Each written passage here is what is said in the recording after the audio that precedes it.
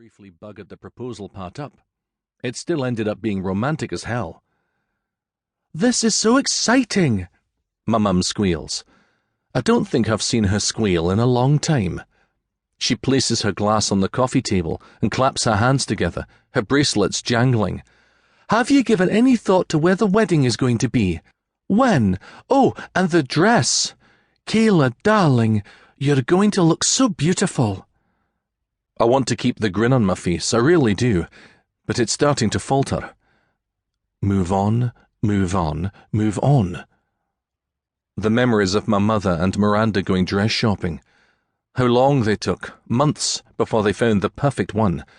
How Miranda squirreled that dress home, hiding it in the closet and forbidding me to look at it. I kept my word, I did. And on our wedding day, she really did take my breath away. I wish that memory could be pure. I wish that I could grieve like any normal man would. Feel the sorrow and not the shame. But all I feel is shame. All I feel is shame. All my fault. The thought races through my head, lightning on the brain. All my fault. I close my eyes and breathe in slowly through my nose, remembering what my therapist had taught me. Move on, move on, move on. It wasn't my fault. "Briggs," I hear my father say, and I open my eyes to see him peering at me curiously. He gives me a quick, encouraging smile. "Are you all right?" He says this in a low, hushed voice, and for that I'm grateful. My mother and Kayla are talking wedding plans, and they haven't noticed. Lachlan, on the other hand, is watching me. He knows my triggers just as I know his, but while we can drink alcohol-free champagne for his sake, we can't ignore fucking life for mine. We can't pretend that love and marriage and babies don't happen just because all of mine were taken away. All my fault. I exhale and paste on a smile. "I'm fine," I say to my father. "Guess I'm a wee bit stressed about classes tomorrow. This will be the first real week of school.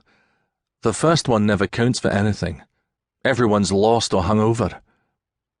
He gives a little laugh. "Yes, I remember those days." He finishes the champagne and checks his watch, managing to spill leftover droplets on the carpet as he turns his wrist. "What time is your flight tonight?" 10 p.m. I tell him. I should probably go upstairs and make sure I have everything. I make for the stairs as Lachlan calls after me. "I'll drive you to the airport." "No worries," I say. I can tell from the intensity in his eyes that he wants to talk, and by that, he wants me to talk. The last year, leading up to my new job at King's College and the move to London, Lachlan was on me to make sure I was handling things, that I was doing okay. Maybe it's because I helped him to get help for his drug and alcohol addiction.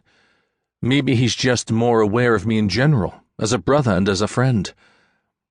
Our relationship has always been a bit strained and rocky, but at least now he's one of the few people I can count on. "It's not a problem," he says gruffly. The Lachlan brand of tough love. "I'll drop Kayla off at home, then take you over." I exhale and nod. "Sure, thank you." I quickly go upstairs and make sure my overnight bag is in order. When I'm in Scotland, I usually stay in my old room at my parents'. It makes me feel terribly old, staring down at my old bed, let alone trying to sleep in it. But there's something comforting about it too. My flat in Edinburgh City is being rented at the moment, so there's no staying there.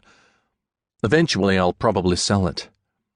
I accepted my position as Professor of Film Studies at the university with a grain of salt and with no real long-term commitment. I'm renting a nice flat in the Marylebone area now, but until I feel like this job is solid and I'm in for the long haul, I'm treating my new life with delicate hands.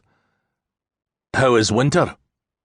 Lachlan asks me later after I've said my goodbyes to my parents and Kayla and we're in his Range Rover, lights flashing past on the A90. "He's a handful," I tell him, tapping my fingers along the edge of the door, "and a right bugger sometimes. And I'm pretty sure my neighbours will file a complaint when he barks again in the middle of the night." "He's not even a year old yet," Lachlan says. "Give it time, he's still a puppy." Aye.